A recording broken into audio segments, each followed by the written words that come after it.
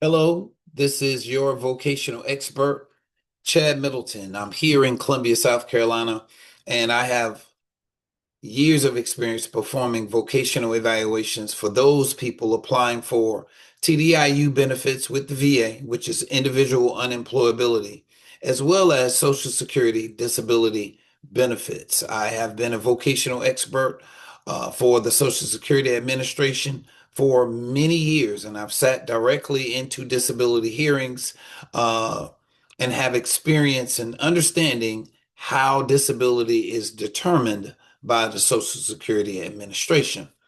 But I wanted to do a quick video, to talk about the differences and to encourage you that have been granted TDIU benefits to apply for Social Security disability benefits. Of course, these two disability benefits are similar, but it does not mean if you're granted TDIU that you're automatically going to be approved for Social Security disability benefits. All right. For one, Social Security disability benefits utilizes a vocational expert in their determination in these hearings. Okay. A vocational expert in these hearings help the judge determine whether jobs are existing with people with your types of disabilities and if it's likely or feasible for you to find some type of employment with your disabilities. They factor in your age, your education, any transferable skills, and of course, the severity of your condition. Okay? Now, TDIU benefits does not utilize a vocational expert in their hearings. So, therefore, if you're applying for TDIU benefits, it greatly benefits you having this crucial vocational evaluation report to help convince the Department of Veterans Affairs that there are no jobs that exist because of your service-connected disabilities. Okay? Hopefully, I'm not talking too fast and you're understanding what I'm putting down. Okay? VA only considers service-connected disabilities. Okay, so if you have a foot condition, you've been rated for a back condition, you have migraine headaches, and you have PTSD. These are all service-connected conditions. Only those conditions will be considered in determining whether or not jobs exist. Okay, you have any non-service connected conditions, it's not going to be considered in your vocational evaluation as well as in your determination by the VA as to whether or not jobs exist.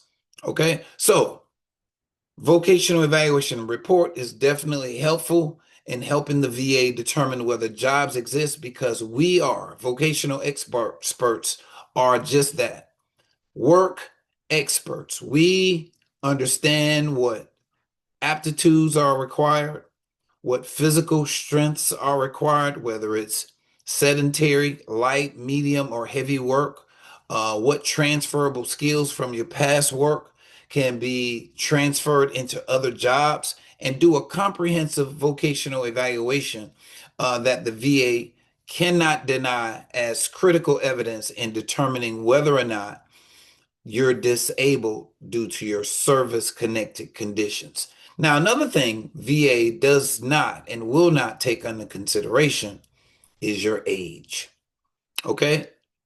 Which is helpful because Social Security does factor in your age, okay? VA cannot rule out your age as the reason why you are not working. For example, if you're 75 years old, 80 years old and you've been sitting at 90% disabled for the last 20 years and you've never reached that pinnacle of 100%, if you applied for individual unemployability, the VA cannot use your age as a reason why they're going to deny you.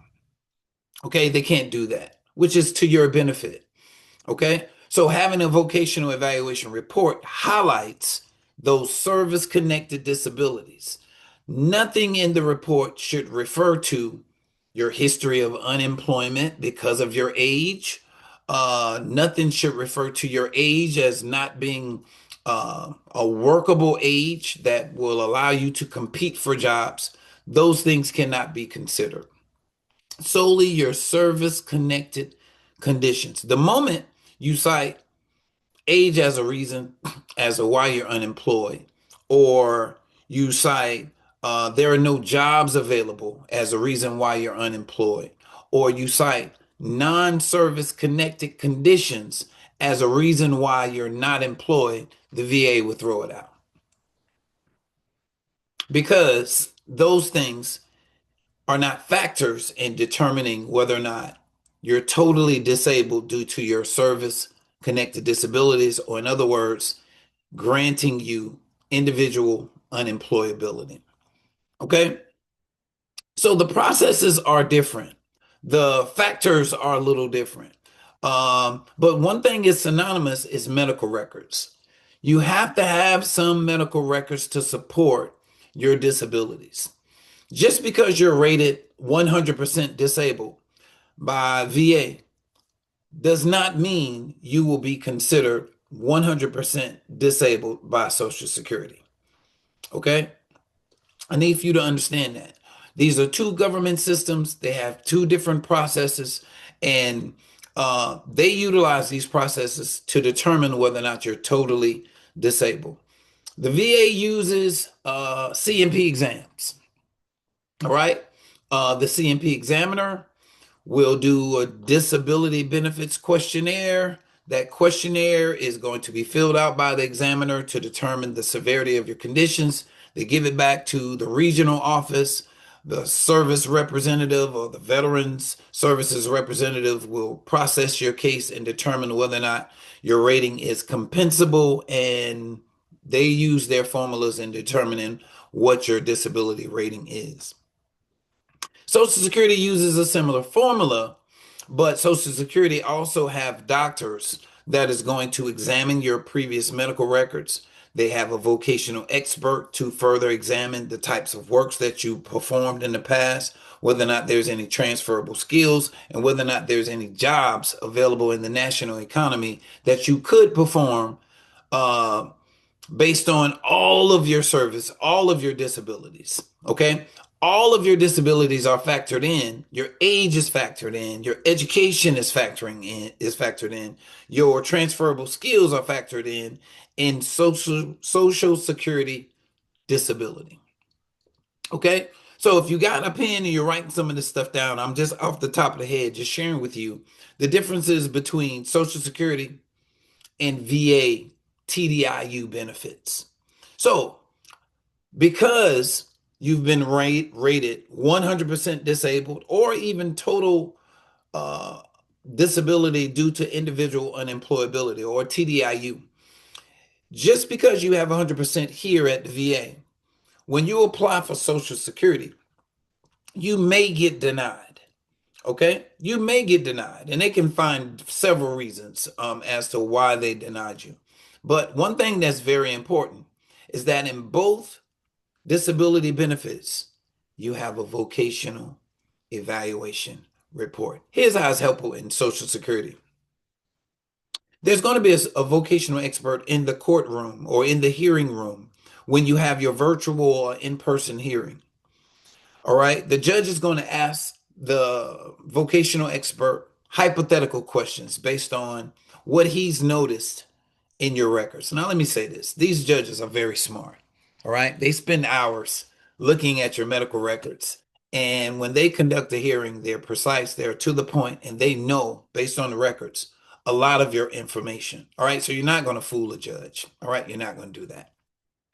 So the judge has information. So what that says to you should mean that you need to have good, credible information, medical records, so that your records could be viewed by a judge so the judge can make adequate decisions about your limitations and your disabilities.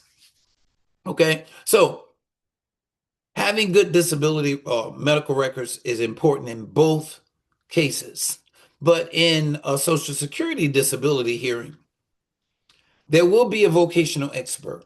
What you want to do is have a vocational expert of your own, either hired by your lawyer or you going to a private vocational expert, having information in front of you to present in your records what a vocational expert has said about your ability to work. But here's the thing. There's a vocational expert also in the courtroom, the hearing room, and that vocational expert will be given access to, let's say, my vocational evaluation report, and they can either agree or disagree. But ultimately, the judge makes the decision. Okay. I've even been in hearings where the judge makes a bench decision, which means that he's looked at the records, he has everything that he needs, and before going through the whole process, he just approves your disability benefits because he has the records that he needs and it convinces him there's no need to go further. We're going to grant Social Security disability benefits. It does happen. Okay. So the key point in both benefits is having a vocational evaluation report. You need someone with experience. You need someone who can review medical records. You need someone that can do a comprehensive evaluation report that's not going to be a cookie cutter, that's not going to be biased and supportive of you. Someone who speaks the facts that's necessary for the reader to see there are no jobs that you can perform because of your disabilities. Now, you got to have circumstances to support that. Okay. I've done vocational evaluations where there's just not a lot of vocationally relevant work.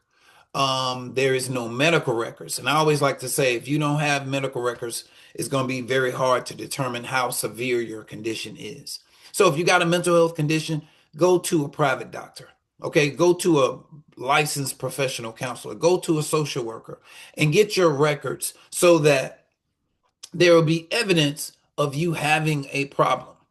Okay, if you have a bad back, you have knee conditions, you have orthopedic conditions, you have migraines, you have to complain that you have a problem in order for the judge or any governing body to determine how severe your condition is. So, in other words, you can't just go to a hearing, you can't just put in a claim, and based on your report of having migraines 17 times in a week, the VA is not going to, it's not relevant. Okay, it's not relevant, and there's no information to substantiate your claim of having 17 migraines a week. Okay, if you're having 17 migraines in a week, you need to go to a doctor, and the doctor needs to show treatment of your condition.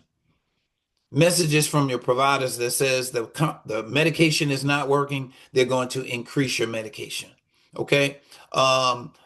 Doctors citing how serious and severe your condition is. All this information can be used as your evidence to support how severe your condition is. Because a lot of times, if you're applying for TDIU, you're not going to sit in front of a judge and you're not going to share with anyone your claim for a TDIU. Your records do the work for you. Does that make sense? Hopefully it does. In Social Security, you at least get a day, you'll get a hearing. If you're denied at the local level, you will get a hearing where you can actually talk to the judge yourself and the judge can ask you questions yourself. Okay. But in TDIU, individual unemployability, you will not get an opportunity to share how your disabilities have been affecting you in performing work. Your medical records alone does the speaking for you. So having a vocational evaluation report is your record of an evaluation being done by a certified rehabilitation professional that supports there being no jobs that you can perform because of your service-connected conditions. Okay? So just dropping a little knowledge with you guys in 2026 about how both programs work. Now, let me say this. If you are granted TDIU, that's evidence that can be used to help you in your Social Security disability claim. It's evidence. All right? That evidence of being granted TDIU plus a vocational evaluation report definitely strengthens your claim for Social Security disability benefits. If you've been granted TDIU, I want to say this to you guys that are out there. You already have your 100%. You don't have Social Security yet because you think you're not the right age or you're waiting for a certain age before you apply, or whatever. I would suggest that you go ahead and apply for Social Security disability and give our office a call to give you a vocational evaluation report to consider with your claim for Social Security disability benefits. Okay, so go ahead and call our office up now. But you need to have records. Go ahead and request your DBQs if you haven't done so already with the VA. Get your private medical records. Get your award letters. Get information that's relevant for your claim for Social Security. And if you haven't received TDIU yet, if you're at 90%, 80%, 70%, or even 60% for one condition only, uh, give our office a call, schedule an individual consultation. Your consultation is 1 hour of you sitting with me, talking to me about your claim. All right. Like a judge, even though I'm not a judge, I ask you vocationally relevant information. I want to know your age. I want to know your education. I want to know your MOS. I want to know your discharge. I want to know your job history. Okay. What did you do on those jobs? How were you affected on those jobs? What are your limitations? How does your limitations affect you in your day-to-day living? I'm asking you questions because I've sat in hearings and I understand how these questions relate to your ability to do certain types of jobs. Hopefully, this makes sense. So, when you call me, I'm going to be asking you questions. It's going to be informal. It's not a hearing, but it's going to be informal. And I'm going to be jotting down some information to help me determine, okay, are you a good candidate for TDIU services? All right. Are you a good candidate? And during my assessment or during my consultation, I hear a lot of things that make me say, no, you're not really feasible for TDIU. Why, Chad? First of all, you're working. Okay, number one, you're working. What about, I'm only working 10 hours a week. Okay, well, if you're making a claim that you have a sheltered workshop, or you're making a claim that your work is not significant, um, my personal opinion is it's hard to make that claim before you get the benefit. Okay. I would prefer you make the claim after you get the benefit. So the VA, when they hear about you working, won't take your benefits away. But if you don't have the benefit and you're claiming that you can't work, which is TDIU, but you're currently working, it's just hard for me as a vocational expert to say there are no jobs to perform when you're currently working. Hopefully that makes sense. All right. In my report, I'm saying that there's no jobs that you can perform. Of course, I'm talking about full-time jobs with substantial gainful activity. But it's hard for me to say that when you're working. So you have to convince me that your job is sheltered.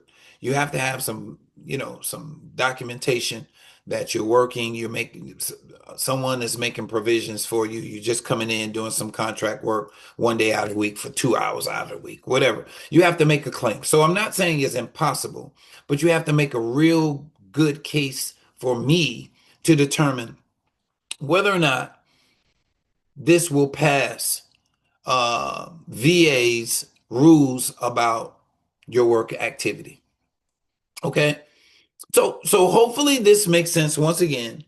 And I'm giving you some basic information about both Social Security and VA's individual unemployability benefits. All right. Whether you're doing either, give our office a call so that you can set up a consultation. The number, I'm gonna give you a second to get you a pen and pencil. All right, so run away for about 5 seconds. Get you a pen and pencil, or pause this video. Get you a pen and pencil and write down this number. The number is 803-563-5087. 803-563-5087.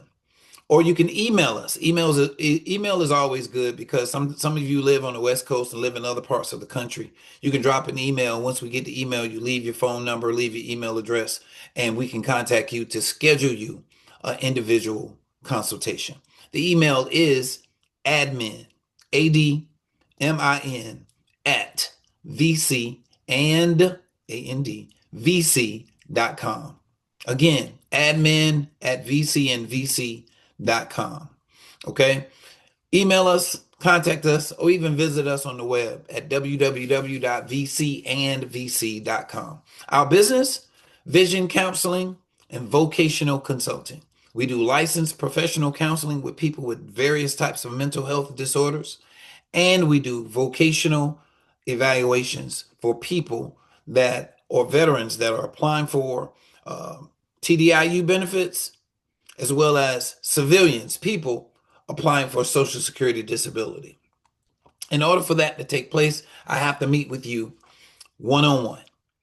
A link will be sent to you once you make your payment, you set up your phone call, and you fill out our intake paperwork. You will have an opportunity to sit down with me and we're going to talk. All right. We're going to get some information you're going to share with me. If you have any questions, it'll be also a good time for you to ask any questions about our process. All right. So I'm a straight shooter. I'll let you know, hey, I don't think you got a good case. All right. And this is why. Because of my experience of working in this capacity for over 20 years gives you a perspective that you've never had before. You're just filing a claim for yourself. I, on the other hand, have helped hundreds of veterans and sat in on hundreds of cases, hearings, where I see this process going on. And I want you to depend on that and trust that because my reputation is very important to me. All right. Thank y'all for checking us out. Don't forget to like and subscribe, and give our office a call. All right. Call us, email us, visit us on the web, find out what kind of services we're providing. But most importantly, schedule your individual consultation. All right.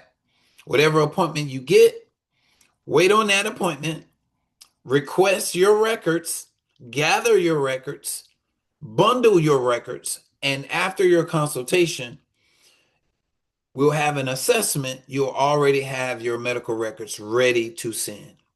Okay, because I got to see medical records in order to substantiate the problems that you're saying you're having with your mental and physical health and your inability to work. All right. Uh, I don't have any other comments. I think I said enough. I know I'm going to remember something after I click off of this live.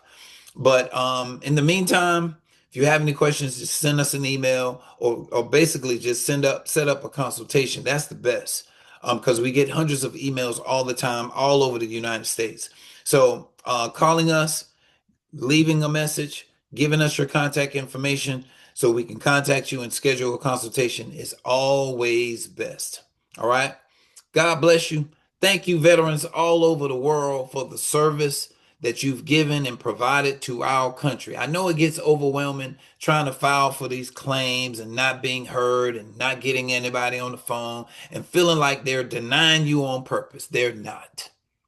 All right. The VA is not denying you on purpose. I know you feel like it, but there are hundreds, thousands of people working for the VA all over the United States, and they're not looking for a reason to deny you. It's called Veterans Benefits because they're going to give you benefits if you qualify. The question is if you qualify, if you have the records. And that can be very tedious and overwhelming trying to get the records, trying to get doctors to say whether you can work or not work. It can be very tedious and overwhelming, but don't sweat it. All right. Do your due diligence in doing your part. And if you have the evidence, the VA is going to grant your benefits. If they deny your benefits, they're going to tell you why. All right. And that's always something that you can appeal.